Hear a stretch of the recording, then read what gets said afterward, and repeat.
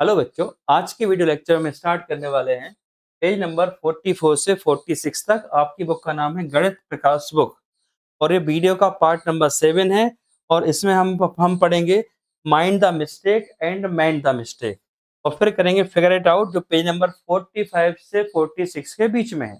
तो चलिए बेटा, हम वीडियो लेक्चर स्टार्ट करते हैं। सबसे पहले हम इसमें देखेंगे हमारे टॉपिक का नाम क्या है, mind the mistake, mind the mistake and mend the mistake. मतलब गलतियां देखिए और गलतियों को सुधारिए। तो हम इसमें क्या गलती करने वाले हैं, अभी हम क्या पढ़ने वाले हैं। अभी हम इसके पहले पढ़ा था प्रोटेक्टेड डी के बारे में पढ़ा था, उससे एंगल मेजर करना सीखा था। तो उसी एंगल मेजर करने में जो मिस्टेक होने वाली है हम उसी को तो पढ़ने वाले हैं कि क्या कि हमें क्या मिस्टेक नहीं करना है एंगल को मेजर करते समय। तो चलिए, जैसे पहला डायग्राम है, इनने बोला ये एंगल कितना है 35 डिग्री का, लेकिन मेजर कहाँ से करा, यहाँ से मेजर करा। सबके एंगल मेजर करने के लिए क्या होना चाहिए थी, एक बेस लाइन होती है, बेस लाइन के ऊपर से एंगल मेजर करते हैं। ये लाइन होती है जो मतलब प्रोटेक्टर पे डी पे ओवरलैप करती है। एक इस लाइन को दूसरी डी से हम ऐसा छिपा लेते हैं कि पिछली वाली लाइन दिखे ही ना, एंगल वाली लाइन। तो ये वाला गलत हो गया। इसमें भी देखो कि यहाँ ले आए, यहाँ से मेजर कर रही है, दोनों गलत हैं। तभी कहाँ होना चाहिए था, ये बेस लाइन करेक्ट है, बेस लाइन पे होना चाहिए था। इसके बाद फिर देख लेते हैं, ये भी बेस लाइन से बाहर चलेगा तो ये वाला गलत है। मतलब आपको बेस लाइन को पकड़ के चलना है।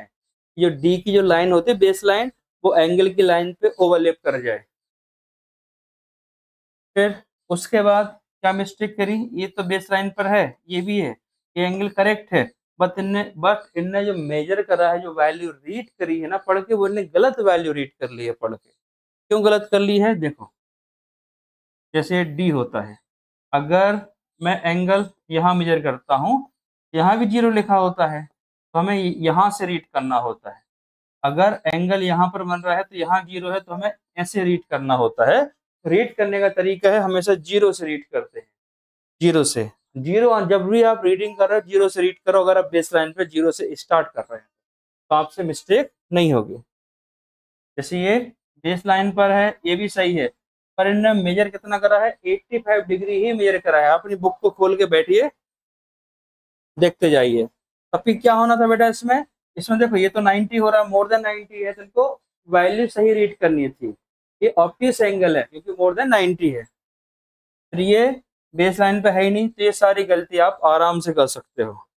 इन मिस्टेक को नहीं करना है, डी को आपको बेस लाइन पे ही रखना है। चलिए नेक्स्ट टॉपिक की ओर मूव करते हैं। अगला टॉपिक है हमारा पेज नंबर 45 पे, हम कर रहे हैं फिगर इट आउट। कुछ के यहाँ पे क्लॉक वगैरह बनी हुई है, घड़ी वगैरह बनी हुई है, तो हम उसके एंगल को समझ लेते हैं पहले।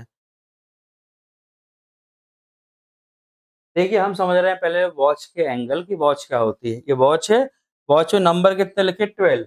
मतलब वॉच के 12 पार्ट होते हैं, घड़ी के 12 हिस्से होते हैं, वॉच के 12 पार्ट होते हैं। तो ठीक है, इन पार्ट को समझेंगे। और जो वॉच टोटल एंगल बनाती है वो बनाती है 360 डिग्री, टोटल 360। क्यों, पूरा सर्कल कंप्लीट हो रहा है ना, 12 से चले और फिर रात में फिर 12 बज गए, तो कितना बनाती है एंगल, 360। 12 पार्ट है, 12 से डिवाइड करा तो एक पार्ट की वैल्यू 30 डिग्री आई। ये वाला पार्ट 30 डिग्री लिखा हुआ है, हर पार्ट की वैल्यू 30 डिग्री है, हर पार्ट की वैल्यू 30 डिग्री है। और इस बात को आप नोट करते रहना। अब इस डायग्राम को अपनी कॉपी में बना लीजिए। अब इसमें देखिए आप, इसमें ये बता रहे हैं अगर 1 आवर में एंगल कितना बनेगा 30 डिग्री, और 2 आवर में एंगल बनेगा 60 डिग्री, और 3 आवर में बनेगा कितना 90 डिग्री, और 4 आवर में एंगल बनेगा 120 डिग्री। मतलब अब आप पैटर्न समझ चुके हो कि आपने बोला 1 आवर में 30, फिर यहाँ कितना हो जाएगा 60, यहाँ कितना हो जाएगा 90, यहाँ तक कितना हो जाएगा 120, फिर 150, ये हो जाएगा 180। ये लिखी हुई है प्रोसेस। उसके साथ इस टाइप से हम आगे बढ़ते जाएंगे। यहाँ पर तो आप इस टाइप से इस एंगल को बना लीजिए। हर 1 का 30 में मल्टीप्लाई करना, 1 into 30, 2 into 30, 3 into 30, 4 into 30, 5 into 30, इस टाइप से करते जाएंगे तो आपसे क्वेश्चन बन जाएगा।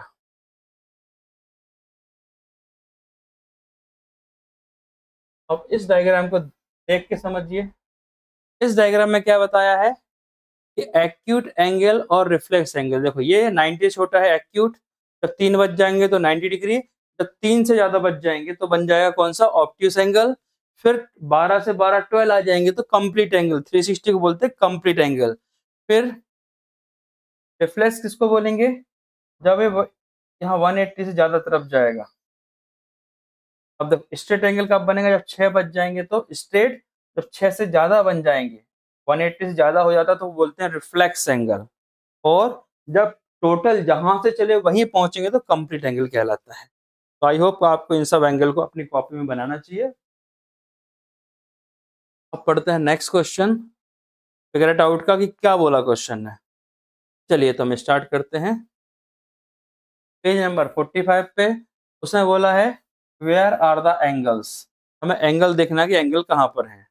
तो कहाँ है, क्लॉक के अंदर एंगल है। क्यों, क्योंकि क्लॉक के डिवाइड है 12 पार्ट में। जो चीज किसी पार्ट में डिवाइड हो जाती है ना तो वो एंगल बना लेती है। उसके बाद पार्ट बी में क्या बोला था, hands of the clock make the different angle different times at 1 o'clock at the angle between hands 30 degree why. तो क्यों है 30 डिग्री, तो आपको ये मालूम है ना, 360 को 12 से डिवाइड कर दिया तो एक पार्ट की वैल्यू कितनी है, 30 डिग्री आपका हो गया आंसर होगा। तो आप आंसर नोट कर सकते हो, समझ सकते हो। इन्होंने पूछा 2 बजे कितना एंगल है, तो कितना करना है 2 इंटू 30। 3 बजे कितना एंगल है तो क्या करना है 3 इंटू 30। इस टाइप से आप करते जाओगे और सारे एंगल की वैल्यू आप खुद ही निकाल सकते हो, मुझे बताने की जरूरत नहीं है।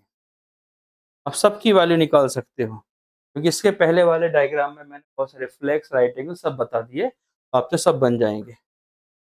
डाउट हो तो आप कमेंट्स कर सकते हो। अब चलो क्वेश्चन नंबर सेकंड की ओर मूव करते हैं। क्वेश्चन नंबर सेकंड में क्या बोल रहे हैं, the angle of the door. Door में एंगल पहचानना है। देखो जैसे अपने घर में बात करते हैं, ये हो जाती है, ये कहलाता है वर्टेक्स, जहां से स्टार्ट हो रहा है। ये कहलाती है आर्म, ये कहलाती है आर्म। अब मैं बोलूं कि दरवाजा टोटली बंद है, तो जहां जब दरवाजा एकदम क्लोज होता है, दरवाजा खोलते हैं, ऐसा कर दिया तो कितना हो गया 90 डिग्री पे बन गया दरवाजा।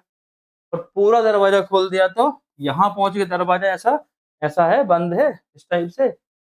ये दरवाजा बंद है, इसको पूरा ऐसा ओपन कर दिया, खोल दिया, यहाँ ले आए तो 180 डिग्री हो जाएगा। और बीच में खोला तो 45 डिग्री, थोड़ा सा खोला तो 30 डिग्री। मतलब आपको देखना है, आप अपना दरवाजा खोलो, डोर के पास जाओ, डोर को एकदम 90 पे ओपन कर दो, ऐसे एक लाइन आएगी ऐसी, एक ऐसी 90 पे। फिर थोड़ा ऐसा मूव करते जाओ तो मोर देन 90 ऑब्ट्यूस एंगल बना लेगा। थोड़ा सा खोल दो कि जोर से निकलने का, फिर तो लेस देन 90 तो बन जाएगा एक्यूट एंगल। और टोटल कर दोगे तो स्ट्रेट एंगल पूरा खुल जाएगा 180 डिग्री। तो ये आर्म कहलाता है। क्वेश्चन पढ़ लेते, पूछा क्या है इनने। It is possible to express the amount by which the door is the open using the angle. ठीक है, आप दरवाजा खोल के एंगल के अमाउंट बढ़ाओगे तो दरवाजा ओपन ज्यादा होगा, ज्यादा दरवाजा खोलोगे तो ज्यादा एंगल बनेगा। ये बोल रहा है what will be the vertex of the angle. Vertex बता दिया मैंने, what will the arms of the angle ये बता दिया। अब घर में दरवाजा जब भी खोलो, किसी से बोलना कि 30 डिग्री पे ओपन कर दो, 90 पे करो, 45 पे करो, 180 डिग्री करो, इस टाइप से बोलना शुरू करिए आप, तो मैथमेटिक्स सीख पाएंगे बहुत अच्छे से।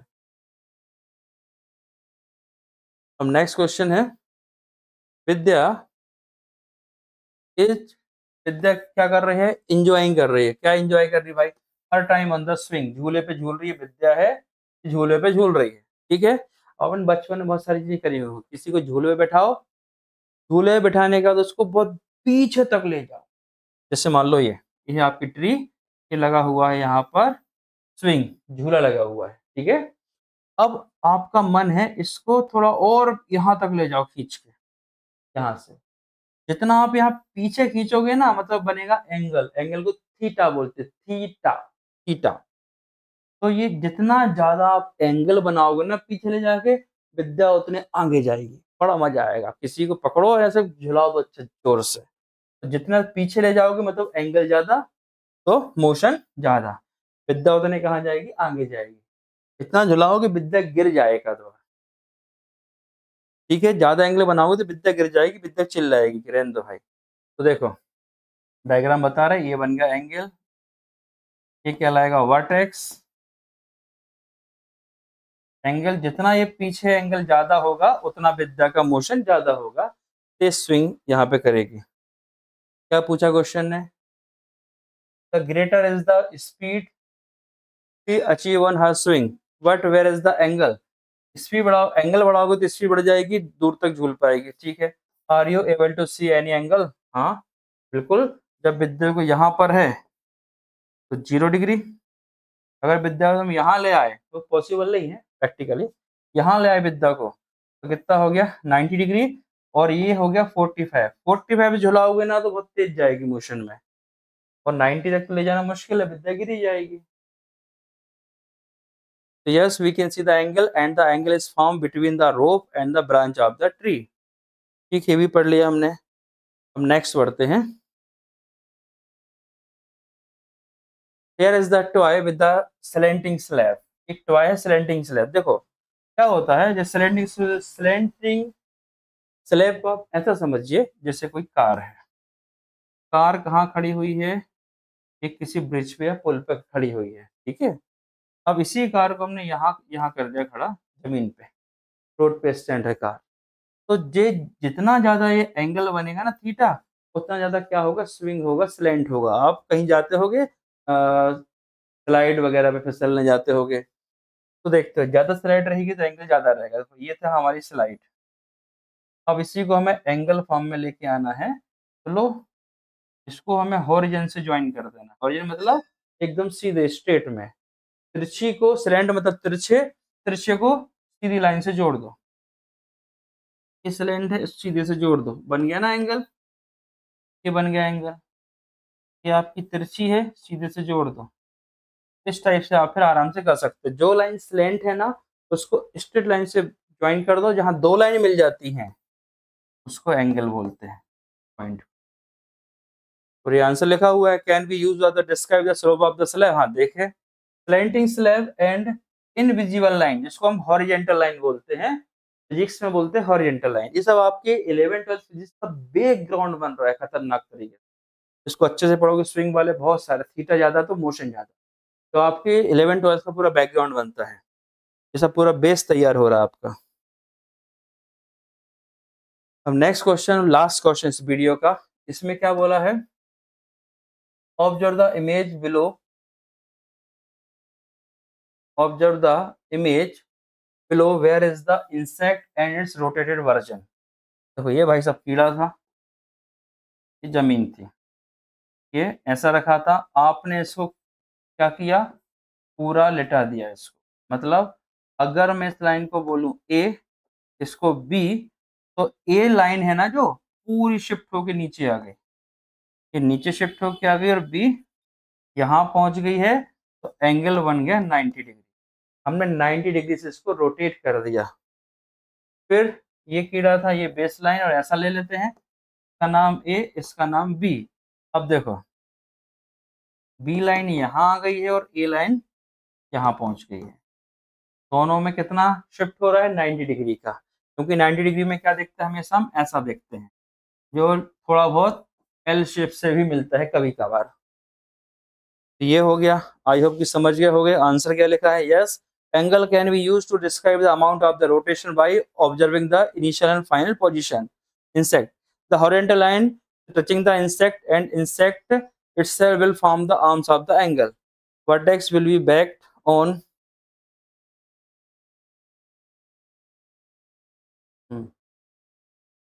vertex will be backed on the and the insect। चलिए अब इसके अगले वाले वीडियो लेक्चर में हम क्या पढ़ने वाले हैं, 2.10 ड्राइंग एंगल्स, पेज नंबर 46 से 50 के बीच में हम यहाँ से पढ़ेंगे, और फिगर आउट करेंगे 49 से 50 पेज में। ठीक है बच्चों, हम नेक्स्ट वीडियो में हम इसको पढ़ेंगे। Thank you so much.